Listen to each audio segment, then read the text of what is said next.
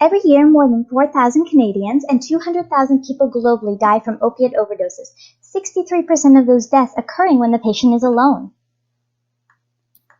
Many organizations give out intramuscular injection kits and naloxone nasal sprays. However, these both require a second able-bodied person to activate and the general principle of right time, right place. Opiate overdoses are when the breathing is getting slower, and this can cause hypoxia and death.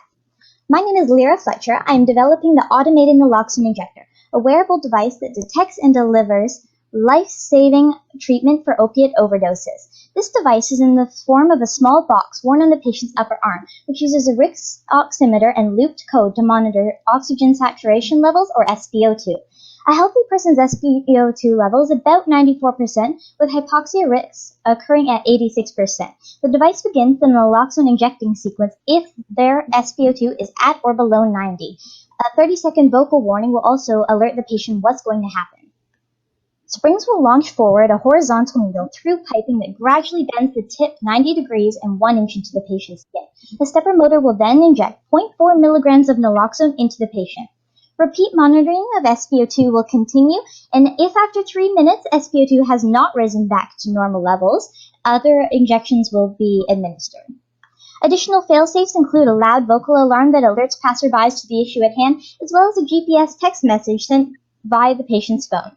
In conclusion, the current harm reduction methods we have to stop opiate overdoses are not enough. They do not benefit the nearly 2/3 of people dying alone. However, this device has the potential to save many lives. In the community and in our media, we see the effects opiate overdoses have. I live in a small First Nations community, and we've lost people here. I really don't want to see that happen anymore, which is why I created this device. Thank you.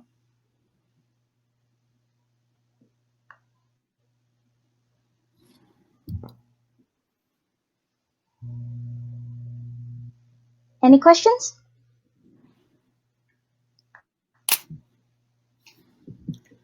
Can you hear me? Yes, I can. Hi, it's Wendy Hurlbert. That's a really creative idea and concept for, as you've very well described, a very challenging public health situation right now. Is there anything like this out there? Not that I'm aware of. I believe there is an EpiPen version of a naloxone injector, but it's only available in the United States. Currently, we only have the very expensive nasal spray and the intramuscular injection that you must prepare yourself, which obviously, if you're in this situation, you are not able to do that. Thanks.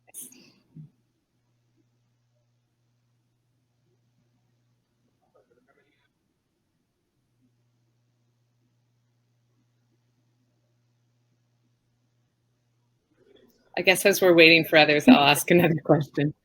Have you modeled this after any other type of device? Like, what gave you the idea about how to design it? Originally, I was thinking sort of the spring launching mechanism after an EpiPen, and then as well as a bit like an insulin pump, except it's not permanently in the skin.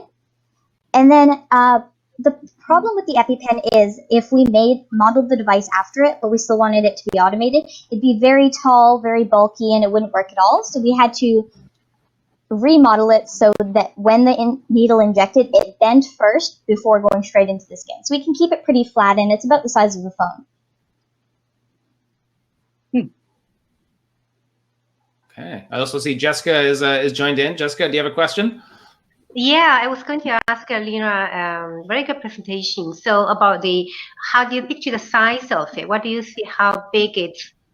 I guess you just answered. It'd be around the size of a phone. So I believe in my presentation, I wrote the parameters to be 75 millimeters wide, 150 millimeters long, and about 20 millimeters thick. So it's a bit thicker than a phone, but that's understandable.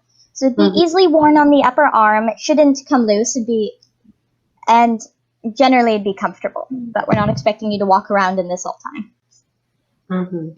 And it has a speaker in that design. Is that going to make any sound? Yes, it is going to alert the patient 30 seconds before the injection is administered, so they can cancel it if they wish, as well as a loud vocal alarm after the injection has been administered to to alert any passerbys in case to come and help. Okay. Good. Thank you. Awesome. Thank you so much, Lyra. We are going to move on. Thanks, Wendy and Jessica. If you want to actually just stay on, since we have a bit of a lag on our video, so we're going to keep try to keep all the judges here for our next finalist, which is 13-year-old Keanu Chan of Cranbrook, BC. Keanu, are you out there?